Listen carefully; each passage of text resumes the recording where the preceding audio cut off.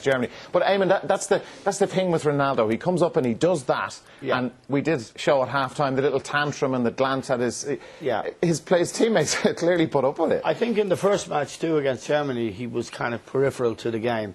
But when they needed it against Holland, they had to win that match, and he really had a go and scored a goal, and this is as good as I've seen him play, really, in adversity. He hasn't done much for Portugal over the years, and they haven't done much. But he's they were in Euro, the final Euro 2004, World Cup semi-final 06. But, I'm not sure Ronaldo was there. He was. Was he there for those games? Yeah, I think he was a 17-year-old in 2004. Yeah. No, there's no doubt about his gift, and his gift for goal scoring is unprecedented in the history of the game.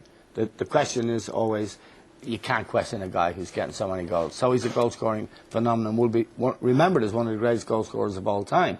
I think where he troubles some people in relation to the real great players, and John put it perfectly. John said he does a lot of things that great players do, but he does some things that the great players, other great players, including Lionel Messi, would never do. Isn't that the way you put it, John? Yeah. And that's a good... Well, they're supposed to be role models. Yeah. You're not supposed to be petulant. You're supposed to be committed. You're supposed to be a team player. You're supposed to, have a certain modesty. This guy is immodest. He's petulant, but we can live with it. But the kind of arrogance and the cockiness and the confidence is kind of... People like that, and that's what makes him what he is. No, well, it's not really, Dara. No, what are we looking for? I mean, you're looking for. What are you looking for? I'm looking for a great player. And is he a great player? I think he has great attributes, and his goal scoring is phenomenal, and that is huge. But the things that I would be looking for are actually quite simple things.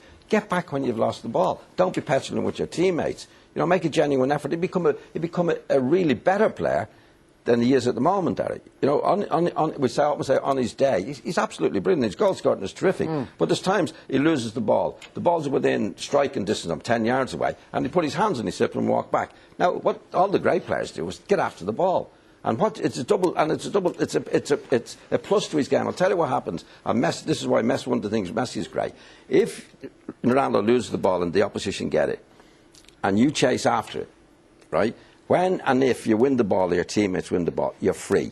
Because the defender will not run after you when you're running after the ball. But if you stand still like he does, right, and his teammates win the ball, it's easy. The defender just steps forward and he's marking him. Do you understand? Great he would free himself a lot more. First of all, he might win the ball. Second of all, if he doesn't win it, he's in a position to save it in a free position. And he's involved in the game all the time. So the things that irritates me, and I think a lot of football people, is the stand on his hand and his hips, getting onto his teammate. There's no need for it. He does some of the great things. Do the smaller things that all the great players do. It's simple. Don't just work a little bit harder. And I'm not interested in showboating. The bar is higher. Sorry, Richie, go ahead. The things that he doesn't do, are the things which in football are the easiest thing to do. If you concede the ball, if you lose possession, just run back 10 yards, tackle, close down. Things that you think are honest or committed players do. He doesn't do them. As to whether he's great or not, I think you can talk for hours and split hairs and how do you define greatness and what are you looking for? We're all probably think it's different things you look for in a great player. We're getting bogged down with how we define things. Yeah. He's a phenomenal player. He is individually the best in that tournament, I think, when he's at his best. He has flaws, he has weaknesses. He'd have things that would drive you mad if you're playing with him. But you'd want him in your team. You would want him in your team. Can I just come in and tell you, you're talking, sorry, to define a great player. What I think a great player is, there's a lot of players who play on the pitch and they make a living by working hard.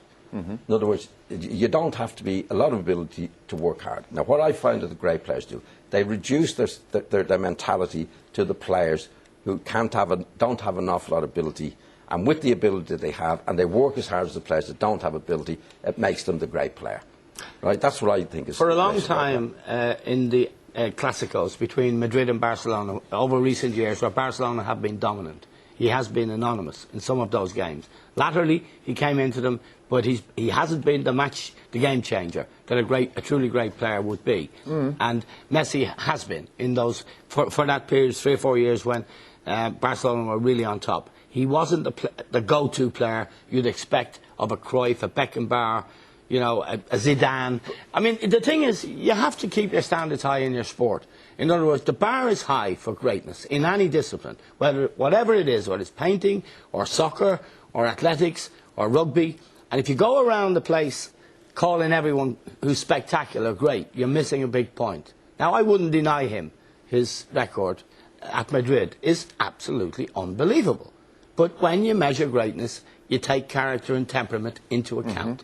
And most of all, you take into account, where is he when his teammates and his fans need him most? And I think Madrid, at a period, they weren't happy with him. Richie referred to trouble in the Portuguese camp. It may well have had to do with him. But you know, it's an interesting debate. It is a very interesting debate. Just the Barcelona president, I think these quotes are in the papers today. We're talking about his relationship with Messi and the pecking order and all that sort of thing. And the Barcelona president, quoted in the papers today, said that Ronaldo was the 12th best player in the world, behind the entire Barcelona first 11, including the goalkeeper Marquez. That's nonsense. No, his goal scoring is unbelievable. And it's over a long period of years, from Manchester United, from Madrid. But he hasn't been effective for Portugal. And there have been times when Madrid really needed him, when they were consistently losing and being outplayed by Barcelona. For long periods, he was missing, he was giving it all that. And that's not a characteristic. But again, didn't he score at the new camp this season? Yes, and again, all we can, like in the evidence of this tournament, Yes. he's got 3 goals. Yeah. He's won this match for them this evening. The Czech coach changed his approach to cope with him. Yes. Went against their natural instincts. And I backed him to score the first goal, Darren. I know you did, absolutely. I think he's great. That doesn't make the Czech manager right either, Darren. See, I believe he's wrong. I'll tell you what's significant. We're having this conversation about Ronaldo, and we've had it before about how good he is, and we're reluctant, and I'm reluctant to say, well, he's a really great player because he does some things that great players don't do. But why are we doing that, Darren? Like, we don't say the same about Messi. Like, it's without any doubt whatsoever. I would say a name and say in Richie, Messi is a great player, right? Now, we don't know. There's nothing personal in this. We don't know Messi, don't know Ronaldo. So why would we be saying, well, Ronaldo still doubts about him, great things that he does, but there's certain things he doesn't do, you know? Fans know it too. Why are we doing he gets that? whistled and he gets catcalls of whistles in lots of stadiums because there's something about him. Now, he's a star, which is great, and he's great for football, which is great. So we shouldn't be hammering him, but we're trying to, okay, as Richie said, we're making fine distinctions, but that's what loving the sport is all about, Richie. But he's the flaws. Briefly, Richie. Put to one side the character flaws because it's difficult to tell. But from what we've seen, seems to be a few. But his defensive abilities are weak. Now, all the great players of the past, I'll bow out of this conversation because of my age, were they all great defensively? Can I as well? Maradona, outstanding going forward. Yes. Was he a good defensive player? Yes. We're all, though, I'm not going to argue because I don't. Yeah. The greats of the 60s, 70s and 80s. That's a good question. One thing you did, Maradona did at Ronaldo. And that's one example. One thing, great thing, he never got onto his teammates.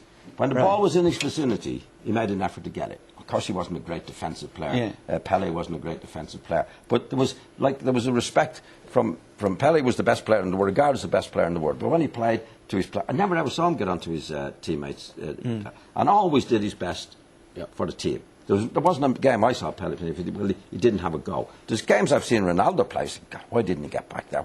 And it's simple stuff. It should be simple stuff, Dara. You know, that's why we go on about it. But certainly, some of the things that he has, as no doubt, is absolutely brilliant. He has bratish tendencies, but Nothing wrong with that either. if you can score 60 goals in 59 games for Real Madrid, Let him you'd live away. with that. Let a fella away with it. You said earlier teammates seem to put up with it. Of course they're going to put up with it.